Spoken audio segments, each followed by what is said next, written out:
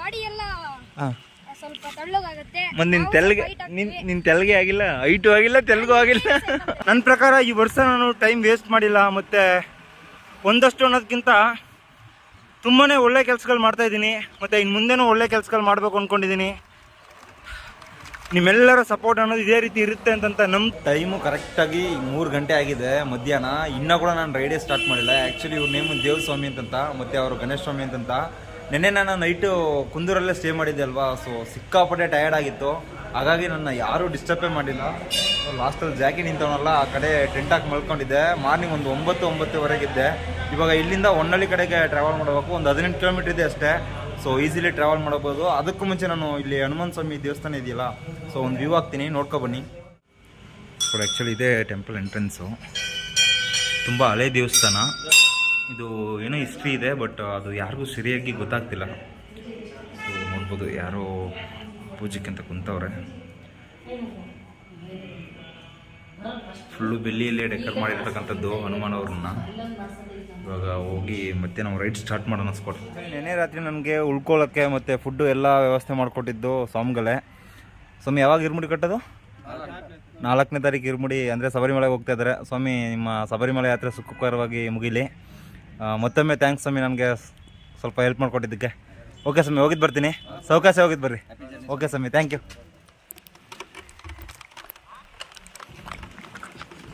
ಕೂಡ ಆ್ಯಕ್ಚುಲಿ ಟೆಂಪಲಿಂದ ಬಿಟ್ಟಿದ್ದೀನಿ. ಇವಾಗ ಹೊನ್ನಳ್ಳಿಗೆ ಹೋಗ್ಬೇಕು ಅಂದರೆ 17 ಕಿಲೋಮೀಟ್ರ್ 18 ಕಿಲೋಮೀಟ್ರ್ ಇದೆ.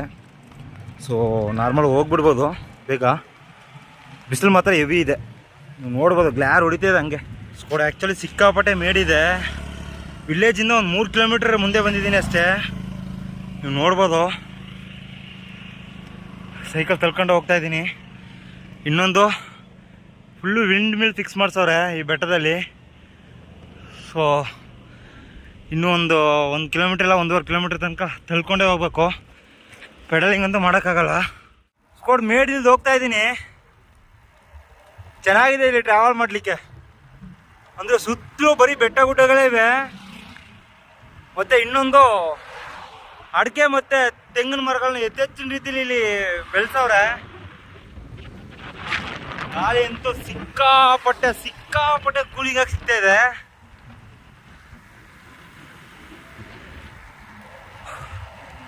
ಕಷ್ಟಪಟ್ಟರೆ ಖಂಡಿತ ಸುಖ ಇದ್ದೇ ಇರುತ್ತೆ ಅನ್ನೋದಕ್ಕೆ ಇವಾಗ ನಾನು ಹತ್ತದ ಘಾಟ್ ಸಕ್ಸನೇ ಒಂದು ಎಕ್ಸಾಂಪಲ್, ಬೆಸ್ಟ್ ಎಕ್ಸಾಂಪಲ್ಲು. ಏನು ಮಳೆ ಬೆಲೆ ಎಲ್ಲ ಕರೆಕ್ಟಾಗಿ ಆಯಿತು ಅಂತಂದರೆ ಆರಾಮಿರ್ತಾರೆ ಈ ವಿಲೇಜ್ ಸೈಡ್ ಇರ್ತಕ್ಕಂಥವ್ರು. ಮಳೆ ಇಲ್ಲ ಅಂತಂದರೆ ಸ್ವಲ್ಪ ಕಷ್ಟ ಜೀವನ. ಈಗ ಎಲ್ಲ ಏನು ಮಾಡ್ತಾ ಇದ್ದಾರೆ ಅಂತಂದರೆ ಹೆಚ್ಚಿನ ರೀತಿಯಲ್ಲಿ ಅಡಿಕೆ ಪೈರನ್ನು ಸಾಕಾಣಿಕೆ ಮಾಡ್ತಾವ್ರೆ. ನೀವು ನೋಡ್ಬೋದು. ಏನು ರೀಸನ್ ಅಂದರೆ ಒಳ್ಳೆ ಪ್ರಾಫಿಟ್ ಇದೆ ಅದರಲ್ಲಿ. ಹನುಮನಲ್ಲಿ ಅಂತಂತ ಬಂದು ರೀಚ್ ಆಗಿದ್ದೀನಿ. ಅಲ್ಲಿ ಯಾರೋ ಸೈಕ್ಲಿಸ್ಟ್ ಬರ್ತಾ ಇದ್ದಾರೆ ನೋಡಿ.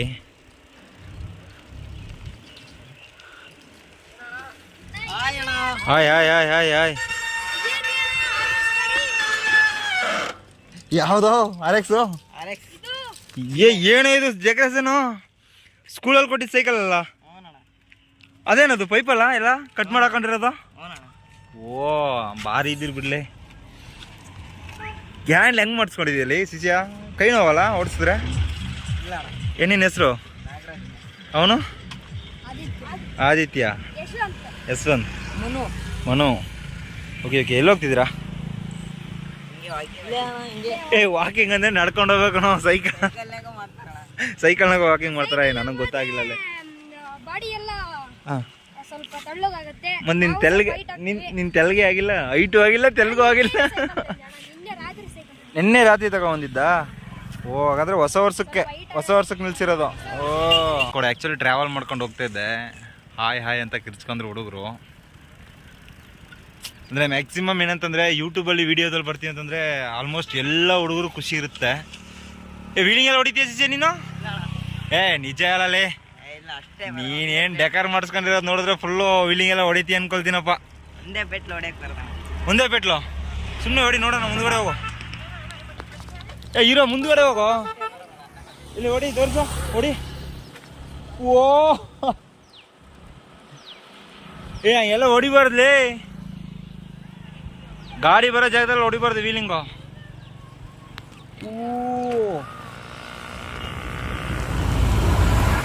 ವರ್ಷದ ಕೊನೆಯ ಟ್ರಾವೆಲ್ ಇದು ನಮಗೆ. 2023 ಬಗ್ಗೆ ಹೇಳ್ಬೇಕು ಅಂತಂದರೆ ಬೇಜಾನಿದೆ. ವರ್ಷ ನಾವು ಏನಾದರೂ ರೆಸಲ್ಯೂಷನ್ ಅನ್ನೋದನ್ನು ತಗೊಳ್ತೀವಿ. ಬಟ್ ನಾನು ಕೆಲವೊಂದು ರೆಸಲ್ಯೂಷನ್ ತಗೊಂಡು ಅದ್ರ ಪ್ರಕಾರನೇ ನಡ್ಕೊತ ಹೋಗ್ತಾ ಇದ್ದೀನಿ. ಈ ವರ್ಷ ನಾನು ರೈಡ್ ಸ್ಟಾರ್ಟ್ ಮಾಡಬೇಕು, ಮತ್ತು ಒಂದಷ್ಟು ಪ್ಲ್ಯಾಂಟೇಷನ್ ಮಾಡಿಕೊಂಡು ಹಾಗೆ ಎಲ್ರಿಗೂ ಪರಿಸರದ ಬಗ್ಗೆ ಜಾಗೃತಿ ಮೂಡಿಸ್ಬೇಕು ಅನ್ನೋ ಒಂದು ದೊಡ್ಡ ರೆಸಲ್ಯೂಷನ್ ಅನ್ನೋದನ್ನು ನಾನು 1 ಇಯರ್ ಬ್ಯಾಕ್, ಅಂದರೆ ಹೊಸ ವರ್ಷ ಹುಟ್ಲಿಕ್ಕೂ ಮುಂಚೆನೇ ತಗೊಂಡಿದ್ದೆ. ಇವಾಗ ಅದನ್ನೆಲ್ಲ ಮಾಡ್ಕೊತ ಹೋಗ್ತಾ ಇದ್ದೀನಿ, ಖುಷಿ ಆಗ್ತಿದೆ. ಇನ್ನೊಂದು ವಿಷಯ, ಈ ಒಂದು 6 ಮಂತ್ ಡ್ಯೂರೇಷನಲ್ಲಿ ನಾನು ಸಿಕ್ಕಾಪಟ್ಟೆ ಬದಲಾವಣೆಗಳನ್ನ ಕಂಡಿದ್ದೀನಿ. ನನ್ನ ಲೈಫಲ್ಲಿರ್ಬೋದು, ಹಾಗೆ ನನ್ನ ಜೊತೆ ಇದ್ದವ್ರು ಇರ್ಬೋದು, ಮತ್ತು ಪಬ್ಲಿಕ್ಸಲ್ಲಿ ಇರ್ತಕ್ಕಂಥ ಕೆಲವೊಂದು ವಿಷಯಗಳು ಲೈಫ್ಗೆ ನಿಜವಾಗ್ಲೂ ನಾವು ಅಂದ್ಕೊಂಡ ಥರ ಅಲ್ಲ. ಆ್ಯಕ್ಚುಲಿ ನಾವು ಬೇರೆ ಏನೋ ಎಕ್ಸ್ಪೆಕ್ಟ್ ಮಾಡ್ಕೊಂಡು ಏನೋ ಮಾಡೋಕ್ಕೆ ಹೋಗ್ತೀವಲ್ವಾ, ಎಲ್ಲದಕ್ಕೂ ಮೀರಿದ್ದು ಈ ದೇವರ ಲೆಕ್ಕ ಅನ್ನೋದು. ಸೊ ಬ್ರಹ್ಮ ಏನು ಲೆಕ್ಕ ಹಾಕ್ತಾನೋ ಅದ್ರ ಪ್ರಕಾರನೇ ಎಲ್ಲವೂ ಕಳೆದೋಗ್ತಕ್ಕಂಥದ್ದು. ಸೊ 2023 ಅನ್ನೋದು ನನಗೆ ತುಂಬಾ ಲರ್ನಿಂಗ್ಸ್ ಅನ್ನೋದನ್ನು ಕೊಟ್ಟಿದೆ. ಅದರಲ್ಲೂ ನಮ್ಮವರು ಅಂದರೆ ಯಾರು, ಮತ್ತು ಯಾರು ಹೆಂಗಿರ್ತಾರೆ ಅನ್ನೋದನ್ನೆಲ್ಲ ಸಿಕ್ಕಾಪಟ್ಟೆ ಕೊಟ್ಬಿಟ್ಟೋಗಿದೆ. ನನ್ನ ಪ್ರಕಾರ ಈ ವರ್ಷ ನಾನು ಟೈಮ್ ವೇಸ್ಟ್ ಮಾಡಿಲ್ಲ, ಮತ್ತು ಒಂದಷ್ಟು ಅನ್ನೋದಕ್ಕಿಂತ ತುಂಬಾ ಒಳ್ಳೆ ಕೆಲಸಗಳು ಮಾಡ್ತಾಯಿದ್ದೀನಿ, ಮತ್ತು ಇನ್ನು ಮುಂದೆನೂ ಒಳ್ಳೆ ಕೆಲಸಗಳು ಮಾಡಬೇಕು ಅಂದ್ಕೊಂಡಿದ್ದೀನಿ. ನಿಮ್ಮೆಲ್ಲರ ಸಪೋರ್ಟ್ ಅನ್ನೋದು ಇದೇ ರೀತಿ ಇರುತ್ತೆ ಅಂತಂತ ನಂಬ್ತಾ ನನ್ನ ಜರ್ನಿ ಅನ್ನೋದನ್ನು ಇನ್ನೂ ಒಂದು 6 ಮಂತ್ಗೆ ನಾನು ಮುಂದೂಡ್ತಾ ಇದ್ದೀನಿ ಮೀನ್ಸ್ ಇನ್ನೂ ಒಂದು 6 ಮಂತ್ ನನ್ನ ಟ್ರಾವೆಲ್ ಇದೆ ಅಲ್ವಾ. ಸೊ ಅದನ್ನೆಲ್ಲ ಕ್ಲಿಯರ್ ಕಟ್ಟಾಗಿ ಮುಗಿಸ್ಕೊಂಡು ಮುಂದೆ ಹೋಗಬೇಕು. ಸಪೋರ್ಟ್ ಸಿಕ್ಕುತ್ತೋ ಇಲ್ವೋ, ಒಂದು ವಿಷಯನ ನಾವು ಏನಾದರೂ ಲೆಕ್ಕಕ್ಕೆ ಹಾಕೊಂಡು ಮಾಡ್ತೀವಿ, ಅದು ತಟ್ ಅಂತ ಸಕ್ಸಸ್ ಅನ್ನೋದು ಬಂದುಬಿಟ್ರೆ ಅದಕ್ಕೆ ವ್ಯಾಲ್ಯೂ ಇರೋಲ್ಲ. ಸೊ ಆ ಸಕ್ಸಸ್ ಅನ್ನೋದನ್ನು ಪಡ್ಕೊಳ್ಳೋಕ್ಕೂ ಮುಂಚೆ ಒಂದಷ್ಟು ಬ್ಯಾಡ್ ಎಕ್ಸ್ಪೀರಿಯೆನ್ಸ್ ಆಗಿದೆ, ಇನ್ನೂ ಸಹ ಬ್ಯಾಡ್ ಎಕ್ಸ್ಪೀರಿಯೆನ್ಸ್ ಅನ್ನೋದು ಆಗಲಿ, ಕಲಿಯೋದು ಅನ್ನೋದು ಸಿಕ್ಕಾಪಟ್ಟೆ ಇದೆ. ಸೊ ಯಾವ ರೀತಿ ಗೆಲುವು ಸೋಲು ಎಲ್ಲನೂ ನಿಭಾಯಿಸ್ಬೇಕು, ಮತ್ತು ಯಾವ ರೀತಿ ನಾವು ವರ್ತನೆ ಮಾಡಬೇಕು ಅನ್ನೋದನ್ನೆಲ್ಲ ಕಲಿಬೇಕಾಗಿದೆ. ನಾನು ಜಸ್ಟ್ ಇವಾಗ ಒಂದು 20% ಕಲ್ತಿದ್ದೀನಿ ಅಂದ್ಕೊಳ್ತೀನಿ. ಸೊ ಹೆಚ್ಚೆತ್ತಿನ ರೀತಿಲಿ ಕಲಿಬೇಕು. ಅಲ್ಲಿ ತನಕ ಏನೇ ಬಂದ್ರೂ ಅದನ್ನು ಒಂದು ಸ್ಮೈಲ್ ಮುಖಾಂತರ ನಿಭಾಯಿಸ್ಕೊಂಡು, ಯಾರ ಹತ್ರನೂ ಕೋಪಿಸ್ಕೊಳ್ದೆ, ಏನೂ ಮಾಡದೆ, ಜಸ್ಟ್ ನಮ್ಮನ್ನ ಪ್ರೀತಿ ಮಾಡೋರನ್ನ ಪ್ರೀತಿಸ್ತಾ, ಹಾಗೆ ನಮ್ಮನ್ನ ದ್ವೇಷ ಮಾಡೋರನ್ನು ಪ್ರೀತಿಸ್ತಾ, ನಮ್ಮ ಜರ್ನಿ ಏನಿದೆಯೋ ಅದನ್ನು ಸಕ್ಸಸ್ಫುಲ್ಲಾಗಿ ಕಂಪ್ಲೀಟ್ ಮಾಡೋಕ್ಕೆ ನಾವು ಪ್ರಯತ್ನ ಪಡೋಣ. ನೀವು ಒಂದು ರೆಸಲ್ಯೂಷನ್ ತಗೊಳ್ತೀರ ಅಂದ್ಕೊಳ್ತೀನಿ. ಸೊ ವಿಡಿಯೋ ಯಾರಾದರೂ ಪೂರ್ತಿ ನೋಡ್ತಿದ್ರೆ ದಯವಿಟ್ಟು ಇನ್ಮೇಲಾದ್ರೂ ಪ್ಲ್ಯಾಂಟೇಷನ್ ಮಾಡೋ ಒಂದು ಹವ್ಯಾಸನ ಬೆಳೆಸ್ಕೊಳ್ಳಿ. ಹಾಗೆ ಸಣ್ಣ ತಂಡಗಳನ್ನು ಕಟ್ಟಿಕೊಂಡು ಫ್ರೆಂಡ್ ಸರ್ಕಲಲ್ಲಿ ಒಂದು ಟೀಮ್ ಥರ ಮೇಕ್ ಮಾಡಿಕೊಂಡು ಒಂದಷ್ಟು ಒಳ್ಳೆಯ ವಿಷಯಗಳನ್ನು ಮಾಡಲಿಕ್ಕೆ ನೀವು ಸಹ ಕೈ ಜೋಡಿಸಿ. ಸೊ ಅದು ಒಂದು ಒಳ್ಳೆಯ ಬದಲಾವಣೆಯನ್ನು ಥರ ಒಂದು ಒಳ್ಳೆಯ ಕೆಲಸವನ್ನು ಮಾಡುತ್ತೆ. ಮುಂದೆ ಹೋಗೋಣ. ಸ್ಕೋಡ್ 1ನಲ್ಲಿ ರೀಚ್ ಆಗಿ ಸಿಟಿ ಬಿಟ್ಟು ಒಂದು 2 ಕಿಲೋಮೀಟ್ರ್ ಮುಂದೆ ಬಂದಿದ್ದೀನಿ. ಆ್ಯಕ್ಚುಲಿ ಇಲ್ಲಿ ಒಂದು ಮಠ ಇದೆಯಂತೆ. ಸೊ ಇವತ್ತು ಇಲ್ಲೇ ಸ್ಟೇ ಮಾಡ್ಕೊಳ್ಳೋಣ ಅನ್ಕೊ ಬಂದಿದ್ದೀನಿ. ಆ್ಯಕ್ಚುಲಿ ಮಠ ನಿಯರ್ ಬಂದಿದ್ದೀನಿ ಅಂದ್ಕೊಳ್ತೀನಿ. ಕೇಳಿ ನೋಡೋಣ ಏನಂತಾರೆ ಅಂತಂತ. ಕೇಳಿ ನೋಡೋದಲ್ಲ, ಟೆಂಟ್ ಹಾಕೊಂಡು ಮಲ್ಕೊಬಿಡೋದು ಅಷ್ಟೇ. ಸದ್ಯಕ್ಕೆ ನಾನು ಏನಕ್ಕೋಸ್ಕರ ಮಠ ಮತ್ತು ದೇವಸ್ಥಾನಗಳು ಮಾತ್ರ ಸ್ಟೇ ಮಾಡ್ತೀನಿ ಅಂತಂದರೆ ಅದನ್ನು ನಾನು ನಿಮಗೆ ಫ್ರೀ ಟೈಮಲ್ಲಿ ಇಲ್ಲ ಲೈವ್ ಬಂದಾಗ ಹೇಳಿ ತಿಳಿಸ್ತೀನಿ. ಹೋಗಿ ಕೇಳಿ ನೋಡೋಣ ಇರಿ. ಸ್ಕೋಡ್ ರಿಸೆಪ್ಷನಲ್ಲಿ ಹೋಗಿ ಕೇಳಿದೆ ಮಠದಲ್ಲಿ. ಮ್ಯಾನೇಜರ್ ಒಳಗಡೆ ಹೋಗಿ ರಿಸೆಪ್ಷನಲ್ಲಿ ಕೇಳಿದೆ, ಮ್ಯಾನೇಜರ್ ಹೊರಗಡೆ ಹೋಗೋರಂತೆ. ಸೊ ಹಾಗೆ ಮಠಕ್ಕೆ ಸೇರಿದ್ದು ಕಲ್ಯಾಣ ಮಂಟಪ ಕೂಡ ಇದೆ. ಸೊ ನಾಳೆ ಯಾವುದೋ ಮದುವೆ ಇರಬೇಕು, ಹಾಗಾಗಿ ಮ್ಯಾನೇಜರ್ ಸರ್ ಬಿಸಿ ಇದ್ದಾರೆ ಅಂದ್ಕೊಳ್ತೀನಿ. ಮತ್ತು ಇನ್ನೊಂದು ಏನಪ್ಪ ಅಂತಂದರೆ ಪ್ರೀತಿಯಿಂದ ಮಾತಾಡಿಸ್ತಾರೆ. ನಾವು ಎಲ್ಲೇ ಹೋಗಿ ನಮ್ಮದು ಉದ್ದೇಶ ಅನ್ನೋದನ್ನು ಹೇಳೋದಕ್ಕೂ ಮುಂಚೆ ಸೈಕ್ಲಿಂಗ್ ಅಂತಂದ್ರೇ ಪ್ರೀತಿಯಿಂದ ಮಾತಾಡಿಸ್ತಾರೆ. ಮತ್ತು ಇನ್ನೊಂದು ವಿಶೇಷ, ನಾನು ಮಠದೊಳಗಡೆ ಬರಬೇಕಾದ್ರೆ ಒಂದಷ್ಟು ವಿದ್ಯಾರ್ಥಿಗಳು ವಿದ್ಯಾಭ್ಯಾಸ ಮಾಡೋದು ಕುಂತಿದ್ರು ಇಲ್ಲಿ. ಸೊ ಬಂದು ವಿಚಾರಣೆ ಮಾಡಿದಾಗ ಗೊತ್ತಾಯಿತು ಇಲ್ಲಿ ಸಹ ಉಚಿತವಾಗಿ ಫ್ರೀಯಾಗಿ ಎಜುಕೇಷನ್ ಅನ್ನೋದನ್ನು ಕೊಡ್ತಾ ಇದ್ದಾರೆ. ತುಂಬಾ ಖುಷಿ ಅನಿಸುತ್ತೆ. ಕೆಲವೊಂದು ಮಠಗಳಲ್ಲಿ ಎಷ್ಟು ಬಡ ಮಕ್ಕಳಿಗೆ ವಿದ್ಯೆ ಅನ್ನೋದನ್ನು ಹಂಚ್ತಾ ಇದ್ದಾರೆ. ಹಾಗೆ ದಾಸೋಹ ಕೂಡ ಫ್ರೀ. ಸೊ ಇವತ್ತು ನಮಗೆ ಊಟ ಅನ್ನೋದು ಇಲ್ಲೇ ಇರುತ್ತೆ ಅಂದ್ಕೊಳ್ತೀನಿ. ಸೊ ಇವತ್ತಿನ ಒಂದಿನದ ಖರ್ಚು ಮಿಚ್ಚ ಆಗುತ್ತೆ. ಜಾಕಿನ್ ನೋಡಿ ಇಲ್ಲಿ ಹಚ್ಚಿದ್ದೀನಿ.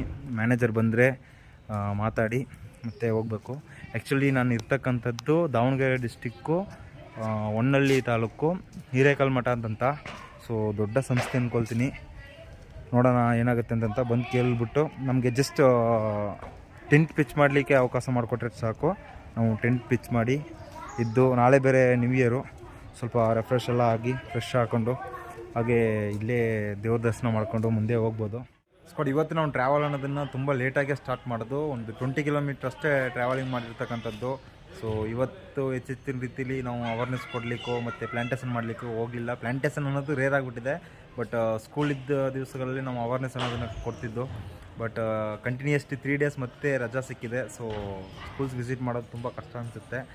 ಎನಿವೇಸ್ ಇವತ್ತಿನ ಲಾಗು ನಿಮಗೆಲ್ಲ ಇಷ್ಟ ಆಗುತ್ತೆ ಅಂತ ನಂಬ್ತಾ ಮತ್ತೆ ನಾಳೆ ಹೊಸ ಲಾಗಲ್ಲಿ ಸಿಗ್ತೀನಿ. ಅಲ್ಲಿ ತನಕ ಎಲ್ಲರೂ ಸೇಫಾಗಿ ಖುಷಿಯಾಗಿರಿ. 1 second advance happy new year. ಜೈ ಕರ್ನಾಟಕ ಮಾತೆ.